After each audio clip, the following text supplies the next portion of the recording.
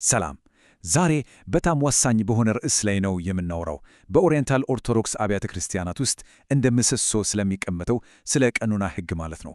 እስቲ ይህ ጥንታዊ የሕግ ሥርዓት አንድን ዓለም አቀፍ እምነት ለብዙ ዘመናት እንዴት አድርጎ አስተሳስሮ እንደያዘ አብረን እንመልከት። እሺ፣ እስቲ አንድ ጥያቄ እንጠይቅ። እንዴት ነው አንድ የ2000 ዓመት ዕድሜ ያለው እምነት በተለያዩ ባህሎችና ዘመናት ውስጥ እያለፈ ዋና እምነቱንና ሥርዓቱን ሳይበረዝ ሊጠብቅ የቻለው? በጣም ትልቅ ጥያቄ ነው አይደል? የዚህ ጥያቄ መልስ ነው የዛሬው ውይይታችን ማዕከል። እና መልሱ በቀኖና ሕግ ውስጥ ነው ያለው። ቀኖና ሕግን እንደ ቤተ ክርስቲያኗ መንፈሳዊ ሕገ መንግሥት አድርገን ልናስበው እንችላለን። ለሺህ ዓመታት ራሷን እንድትመራ፣ ሥርዓቷን እንድትጠብቅ እና ዓለም አቀፋዊ አንድነቷን እንድታጸና የረዳት ይኸው ነው። ከሕግ ስብስብም በላይ ነው። ሕያው የሆነ የእምነት አሰራር ሥርዓት ነው። ታዲያ ይህ ሥልጣን ከየት መጣ? መሠረቱ ሦስት ዋና ዋና ምሰሶች አሉት። አንደኛ መለኮታዊ ሕግ ነው፣ ክርስቶስ ራሱ ለሐዋርያቱ የሰጠው ሥልጣን። ሁለተኛ ደግሞ ሐዋርያዊ ተተኪነት ነው። ይሄ ማለት ከሐዋርያቱ ወደ ጳጳሳት ሳይቋረጥ የተላለፈው ሥልጣን ማለት ነው። በሦስተኛ ደረጃ ደግሞ የጉባኤ ቀኖናዎች አሉ። ቤተ ክርስቲያን በመንፈስ ቅዱስ የተመራች በታላላቅ ጉባኤዎች የምትወስናቸው ሕጎች ናቸው። እና እነዚህ ሦስት ምሰሶዎች ለቤተ ክርስቲያን ሦስት በጣም ወሳኝና እርስ በርስ የተያያዙ ሥልጣናትን ይሰጧታል።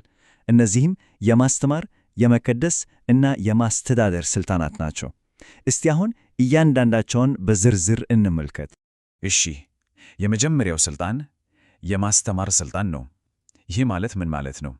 የቤተ ክርስቲያን እምነትን ከስህተት እና ከዘመን ፈተናዎችን የጠበቀች ለትውልድ የማስተላለፍ መለኮታዊ ኃላፊነት ነው ማለት ነው። በዚህ የማስተማር ተልዕኮ እምብርት ላይ ያለው ጳጳሱ ነው።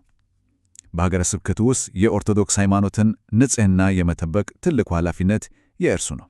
ይሄ ማዕከላዊ ሥልጣን ቤተ ክርስቲያን በዓለም ዙሪያ እንዳትከፋፈልና ወጥ የሆነ አስተምሮ እንዲኖራት በጣም ወሳኝ ነው። ስለዚህ የጳጳሱ ኃላፊነት በጣም ሰፊ ነው። አስቡት፣ የሐዋርያትና የአቡን ቅርስ መጠበቅ፣ የትምህርቶችን ንጽሕና ማረጋገጥ፣ ምዕመናንን ከሐሰተኛ ትምህርቶች መጠበቅ፣ ሌላው ቀርቶ ማን መስበክ እንዳለበት መወሰን። እነዚህ ሁሉ አንድ ዋና ዓላማ አላቸው፤ ከሐዋርያት የተላለፈው እምነት ሳይበረዝ ለሁሉም ትውልድ እንዲደርስ ማረጋገጥ።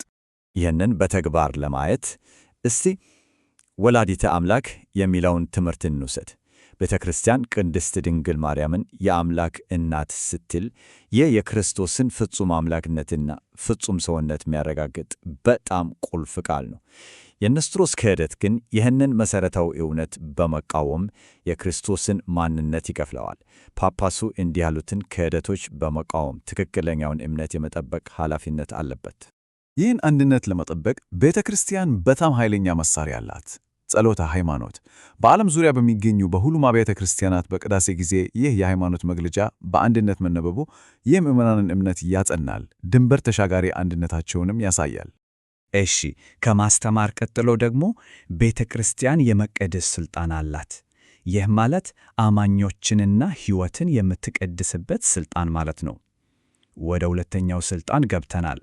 የቤተ ክርስቲያን ሕይወት ልብ ውስጥ ያሉት ሰባቱ ምስጢራት ናቸው።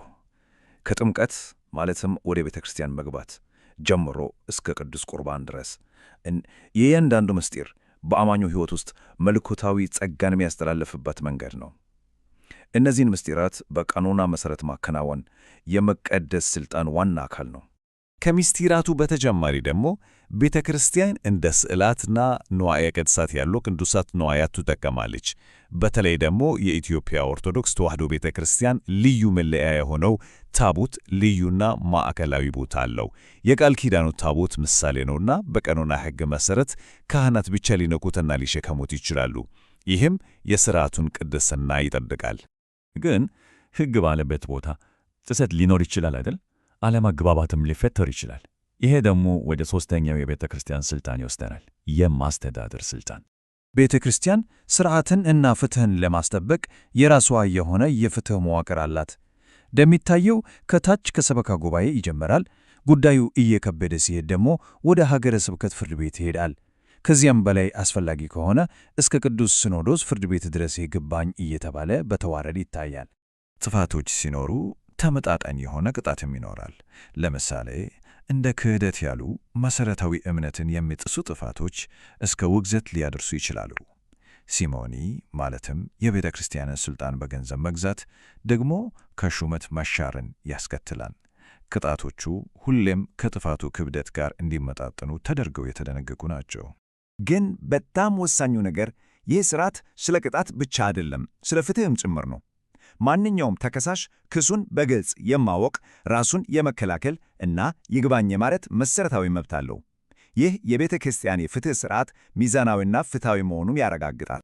እናም እዚህ ጋ ነው ትልቁ ጥያቄ የሚመጣው። የቀኖና ሕግ የመጨረሻ ግቡ ምንድን ነው?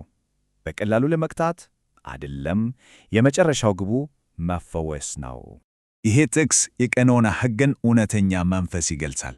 ዋናው ግብ አንድን ግለሰብ መቅጣትና ማግለል ሳይሆን በንስሐ እንዲመለስ፣ እንዲፈወስ እና ወደ ማኅበረሰቡ እንዲቀላቀል መርዳት ነው። ቅጣቱ ራሱ እንደ መድኃኒት ነው የሚታየው።